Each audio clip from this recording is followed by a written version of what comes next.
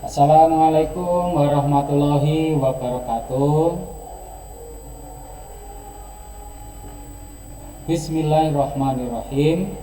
Untuk pada hari ini kita mempelajari mata pelajaran Pendidikan Agama Islam dan Budi Pekerti kelas 8 semester 1 SMP Islam Darussalam Dongko. Pada hari ini kita akan mempelajari materi yaitu tentang menghindari pertengkaran.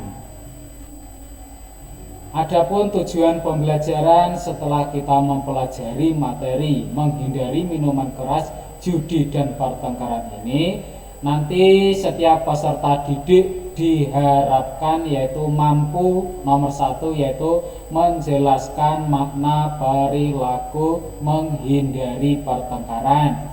Yang nomor 2, nanti peserta didik diharuskan mampu memberikan contoh dampak pertengkaran dalam kehidupan.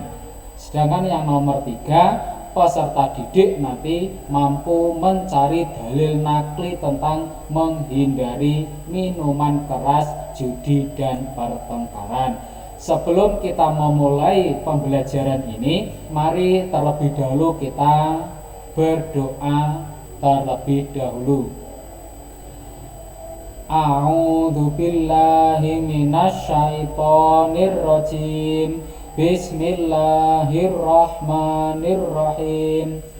Asyhadu alla ilaha illallah wa asyhadu anna Muhammadar Rasulullah. Raditu billahi rabba wa bil islami dina wa bi Muhammadin nabiyya wa rasula. Rabbi zidni ilma warzuqni fahma waj'alni minas sholihin. Amin ya rabbal alamin. Oke, setelah kita berdoa, semoga apa yang kita pelajari hari ini kita mendapatkan ridho dari Allah Subhanahu wa Ta'ala, dan semoga dari awal sampai akhir kita akan dipenuhi dengan keberkahan dari Allah Subhanahu wa Ta'ala. Allahumma amin. Lalu kita kembali dari materi pertengkaran tadi. Apa toh sebetulnya yang dikatakan sebagai pertengkaran itu?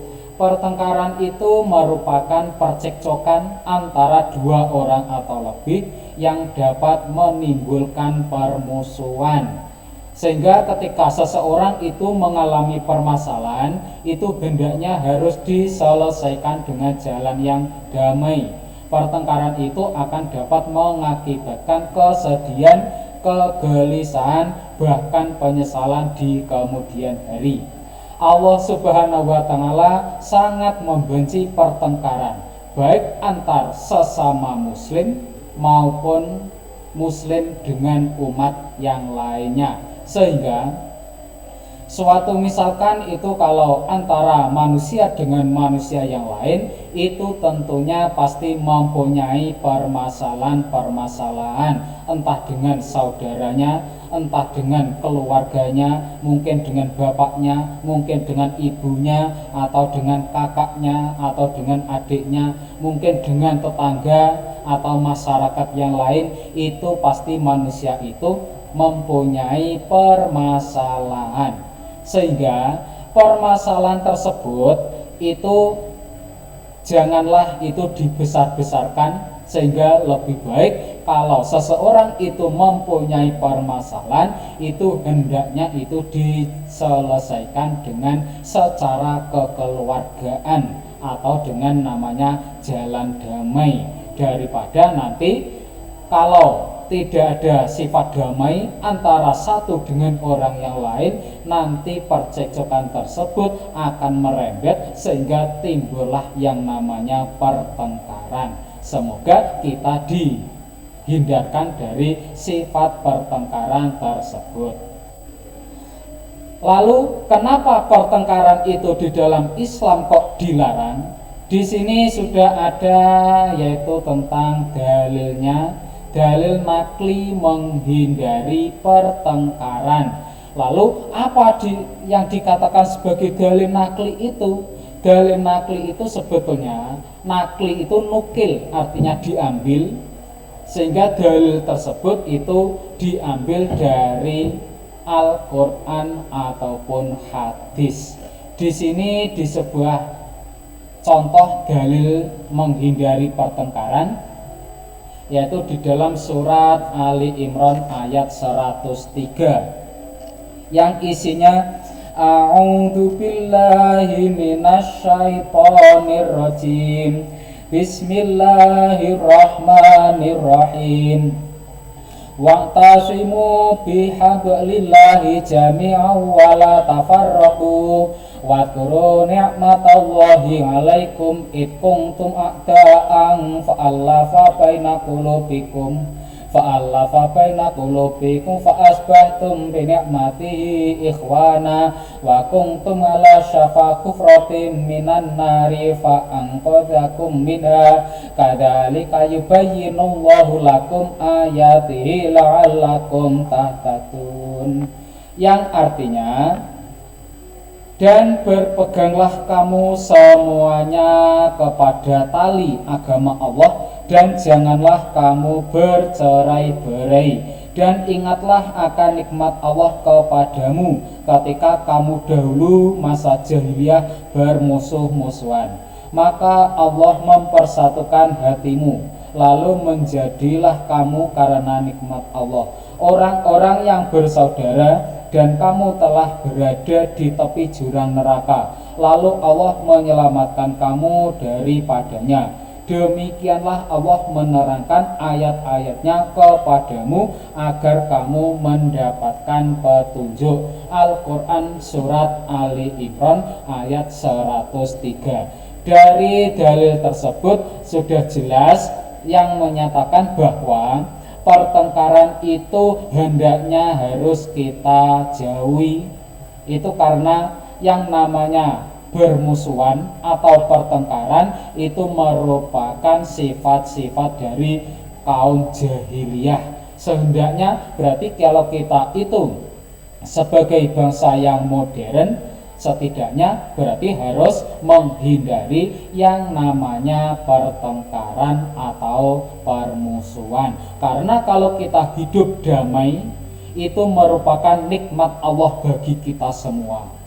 Sehingga dengan kedamaian tersebut hati kita akan bersatu, sehingga tidak ada sedikit pun kekhawatiran, sehingga hati kita akan tenang, di mana damai tersebut itu merupakan karunia dari Allah sebagai bersaudara, di mana itu juga yang namanya pertengkaran itu termasuk akan memecah belah antar umat, entah umat Islam dengan saudaranya ataupun umat Islam dengan umat yang lainnya.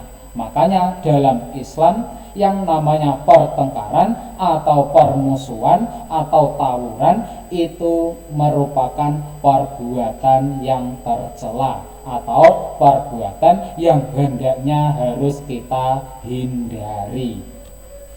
Lalu faktor-faktor apa saja yang menyebabkan terjadinya pertengkaran? Di sini disebutkan bahwa faktor-faktor terjadinya pertengkaran tersebut disebutkan ada 4. Yang nomor 1 yaitu faktor internal, di mana faktor internal itu adalah berarti orang tersebut itu yang melakukan pertengkaran tersebut itu mungkin tidak mampu beradaptasi, mungkin rasa putus asa sehingga menyalahkan orang lain dan tidak dapat memecahkan persoalan yang dihadapinya, sehingga membuat rasa frustasi tersebut itu dalam mengendalikan emosinya, sehingga emosinya itu tidak dapat dikendalikan. Akhirnya orang tersebut itu merasa putus asa sehingga terjadilah yang namanya pertengkaran. Sehingga kalau faktor internal itu berarti faktor dari individu orang yang mengerjakan perbuatan pertengkaran tersebut. Terjadinya pertengkaran yang nomor 2 yaitu faktor keluarga. Faktor keluarga itu juga merupakan salah satu faktor terjadinya pertengkaran, karena kekerasan dalam rumah tangga atau ketidakharmonisan antara anggota keluarganya, mungkin antara ayah dengan ibu atau orang tua dengan anak, itu kalau memiliki permasalahan itu hendaknya diselesaikan dengan cara yang damai, bukannya apa yang menjadi persepsi kita itu merasa yang paling benar, sehingga ego kita itu menjadi tinggi, sehingga terjadilah yang namanya kekerasan dalam rumah tangga. Itu merupakan faktor terjadinya pertengkaran dari lingkungan keluarga, sehingga itu akan memberikan dampak terhadap mental psikologis anak, sehingga anak itu kalau orang tuanya terjadi percekcokan, tidak harmonis, sering sekali anak itu melihat orang tuanya itu bertengkar, sehingga anaknya setiap harinya adanya cuma murung terus, sehingga akan dilampiaskan dengan kekerasan pula di luar rumah. Atau mungkin juga itu bertengkar dengan temannya, menirukan apa yang dilakukan oleh kedua orang tuanya itu tadi. Sehingga kalau terjadi misalkan perbedaan di dalam keluarga, itu setidaknya harus diselesaikan dengan cara yang damai. Jangan sampai pertengkaran kita itu dilihat oleh si kecil, karena anak seusia mungkin SD itu merupakan, atau bahkan SMP yang belum balik, itu anak tersebut itu suka meniru apa yang ia ketahui secara langsung. Itu merupakan faktor keluarga terjadinya pertengkaran. Yang nomor ketiga, terjadinya pertengkaran itu merupakan faktor dari sekolah.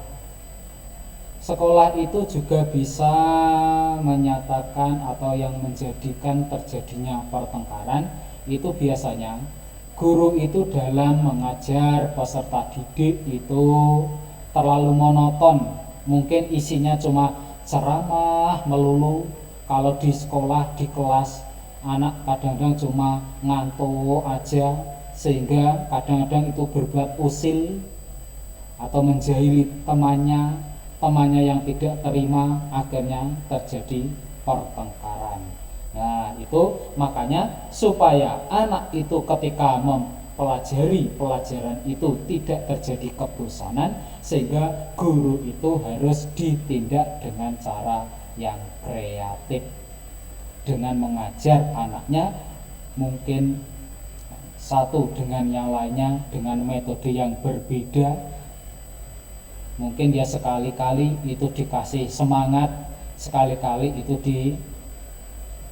diajak untuk bermain, supaya anak tersebut itu hilang sifat kebosanan tersebut, supaya anak tersebut itu tidak terlalu terkekang oleh otoriter dari guru tersebut, sehingga yang menyebabkan peserta didik itu lebih memilih bersenang-senang di luar sekolah dengan melampiaskan kebosanan tersebut dengan kejahilan, mungkin jahil dengan temannya, atau mungkin juga bisa berkelahi secara langsung.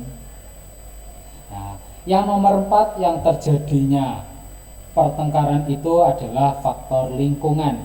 Lingkungan itu juga merupakan faktor yang sering menjadikan terjadinya pertengkaran. Lingkungan itu bisa juga tentang sekolah. Sekolah itu tadi jahil mungkin dengan temannya, termasuk media televisi itu juga merupakan faktor terjadinya pertengkaran, anak-anak itu biasanya kalau melihat televisi suka dengan film-film laga, atau mungkin film-film tersebut itu yang menyuguhkan pertarungan antara satu dengan yang lain. Yang ditirukan itu bukannya kok bagaimana cara menghindari pertengkaran tersebut, tetapi anak tersebut lebih cenderung yang ditirukan itu adalah cara berkelahinya. Atau mungkin anak-anak itu kan lebih suka namanya film itu, misalkan Power Rangers, antara yang satu dengan yang lain, dengan monster itu bermusuhan, biasanya berkelahi. Bukannya yang ditirukan itu kok bagaimana cara menghindari kejahatan tersebut, itu tidak. Biasanya anak itu lebih cenderung yang ditirukan itu adalah perkelahian tersebut. Itu merupakan media televisi yang menjadi faktor terjadinya pertengkaran. Atau mungkin juga media cetak. Media cetak itu kadang-kadang anak-anak itu melihat majalah atau melihat koran, di situ terjadi banyak sekali yang namanya mungkin tawuran, mungkin ada yang namanya pertengkaran dalam rumah tangga, mungkin itu antara organisasi yang satu dengan organisasi yang lain itu terjadi percekcokan, sehingga anak tersebut itu biasanya bukannya bagaimana kita menghindari percekcokan tersebut, melainkan percekcokan tersebut itu yang ditiru oleh anak didik tersebut. Makanya faktor lingkungan berupa media cetak itu juga merupakan faktor terjadinya pertengkaran. Termasuk kadang-kadang peserta didik itu tidak puas dengan negara atau fasilitas negara. Mungkin ada pemerintah itu merasa pemerintah itu dalam memberikan kepada anak atau masyarakat itu tidak adil, sehingga yang merasa tidak adil itu kadang-kadang melampiaskannya dengan pertengkaran atau mungkin dengan keributan dengan tetangganya. Nah, itu juga merupakan faktor-faktor terjadinya pertengkaran. Berikutnya, bagaimana cara kita itu menghindari pertengkaran? Pertengkaran itu kita bisa menghindarinya, yaitu nomor satu dengan cara mengoreksi kesalahan diri sendiri. Atau mungkin itu juga pertengkaran tersebut itu terjadi, itu bagaimana, bukannya yang salah itu orang lain, itu tidak. Bisa juga kesalahan tersebut itu terjadi awal mulanya yaitu pada kesalahan kita sendiri. Itu mungkin itu tadi karena sifat egois kita, sehingga terjadinya pertengkaran dengan orang lain. Sehingga sebelum kita itu melakukan perbuatan tersebut, lebih baik kita koreksi apakah apa yang kita kerjakan itu sudah benar atau belum. Nah, nomor dua, kita itu senantiasa harus mengingat kepada Allah Subhanahu wa Ta'ala, yaitu dengan cara mengucap istighfar. Karena kalau sebelum bertengkar kita itu istighfar, berarti kita itu akan terhindar dari pertengkaran tersebut. Karena kita tahu, oh iya, kalau kita itu bertengkar pasti Allah tidak menyukai kita, pasti kita malah berbuat dosa. Makanya itu kita akan menghindari pertengkaran tersebut, yaitu dengan cara senantiasa mengingat Allah. Yang paling mudah yaitu dengan mengucap bacaan istighfar. Yang nomor tiga yaitu meninggalkan faktor yang memicu pertengkaran. Karena pertengkaran itu terjadi pasti ada yang menyebabkan, sehingga supaya pertengkaran tersebut itu tidak terjadi, makanya apa yang menjadi pemicu tersebut harus kita meninggalkannya.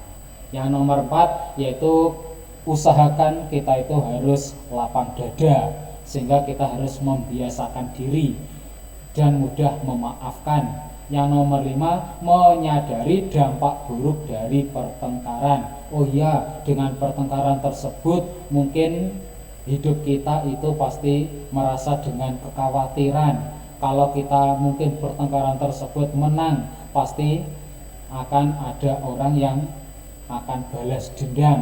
Mungkin besok atau lusa pasti akan balas dendam, mau mengalahkan kita, sehingga kita akan merasa hidupnya tidak tenang. Sehingga kalau kita menyadari dampak buruk dari pertengkaran tersebut, itu sehingga kita akan terhindar dari sifat pertengkaran. Yang nomor 2, memperbanyak wudu, membaca Al-Quran dengan berzikir. Daripada waktu luang kita gunakan untuk bertengkar, lebih baik waktu tersebut kita baca dengan Al-Quran. Kita harus dengan cara berzikir, mungkin berada di masjid untuk membaca Al-Quran, atau mungkin sholat jamaah dan lain-lain, sehingga itu akan menghindari kita dari perbuatan pertengkaran.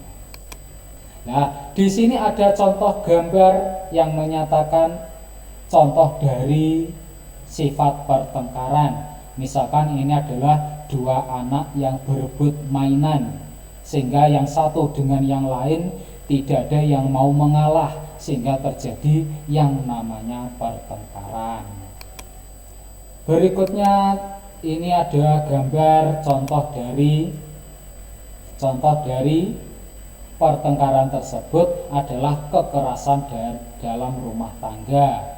Kekerasan dalam rumah tangga, sehingga mungkin suami dengan istri sudah tidak harmonis lagi, atau mungkin banyak terjadi percekcokan, mungkin sudah tidak sama tentang ideologinya, atau mungkin ada masalah-masalah di luar akhirnya dibawa ke dalam, sehingga terjadi keributan di dalam rumah tangga. Sehingga dampak yang didapatkan adalah anak tersebut kalau melihat pertengkaran tadi itu hidupnya cuma murung melulus dari hari ke hari, sehingga itu kalau terjadi percekcokan antara suami dengan istri itu hendaknya diselesaikan dengan jalan yang damai. Kalau terpaksa itu kok terjadi pertengkaran, itu setidaknya itu jangan sampai dilihat oleh si kecil.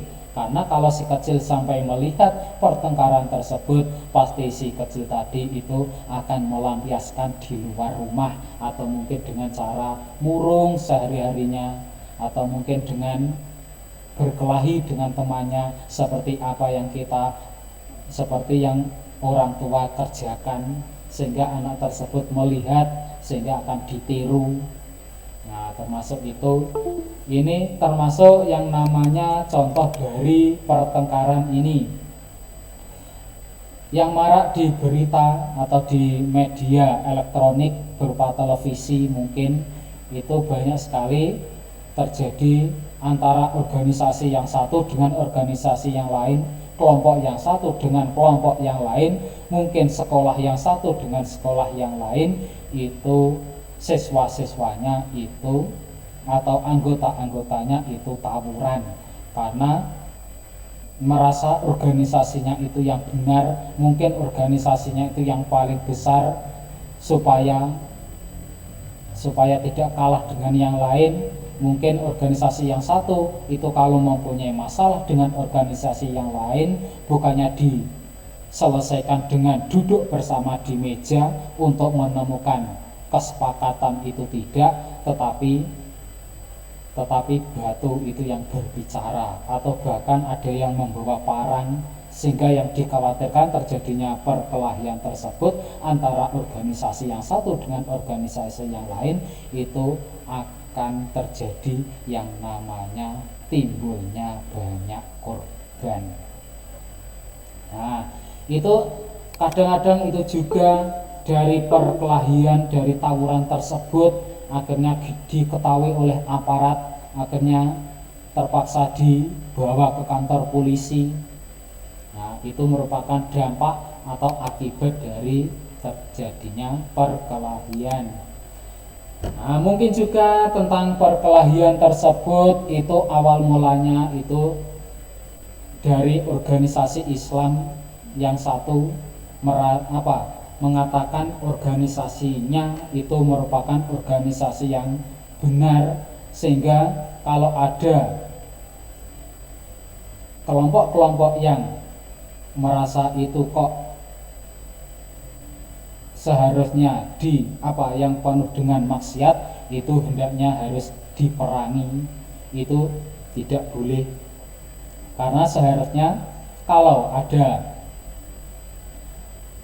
misalkan itu tadi adalah organisasi lain yang mengatasnamakan Islam, sehingga untuk berjihad jangan menghukumi atau jangan sampai menghakimi organisasi yang lain itu adalah organisasi yang tersesat kalau kita belum bisa membuktikan kebenarannya.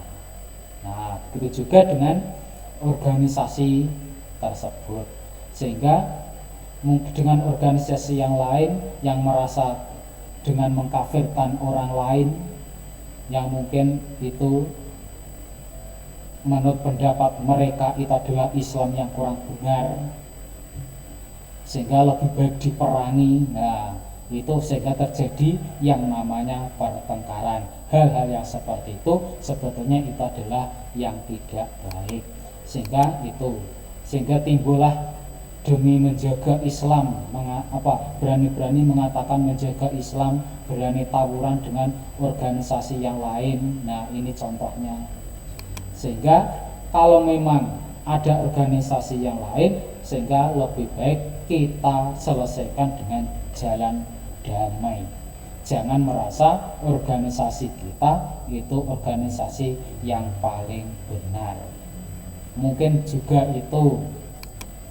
Mungkin itu salah satunya lagi contoh-contoh dari pertengkaran di sini adalah merasa Islam itu adalah Islam yang paling benar, sehingga agama lain selain Islam itu agama yang salah, agama yang wajib diperangi dengan cara-cara meledakkan bom di tempat ibadah mereka. Itu juga merupakan contoh dari perbuatan pertengkaran antara agama Islam dengan agama yang lain. Sebetulnya di dalam Islam itu tidak ada kok disuruh memerangi dengan meledakkan bom, itu tidak. Lebih baik antara agama yang satu dengan agama yang lain itu hidup berdampingan dengan saling toleransi, jangan berperang dengan meledakkan bom, sehingga yang didapat bukannya kita itu meledakkan bom sehingga kita itu menjadi agama yang hebat, itu tidak, melainkan dengan mengebom agama yang lain sehingga agama kita itu disebut sebagai agama teroris, ma'udzubillah, yang kayak gitu, sehingga malah dampaknya itu negatif bagi kita. Bukannya kita berjihad, tetapi melainkan malah merobohkan agama Islam. Makanya itu agama Islam itu dengan agama yang lain hendaknya hidup berdampingan, toleransi, menghormati agama yang satu dengan agama yang lain, supaya tidak terjadi yang namanya perkelahian.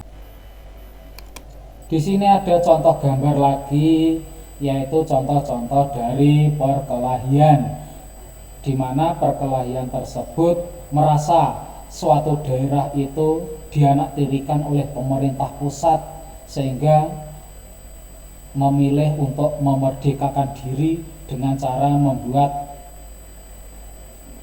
membuat kelompok kekerasan bersenjata atau kelompok kriminal bersenjata KKB seperti yang ada di Papua.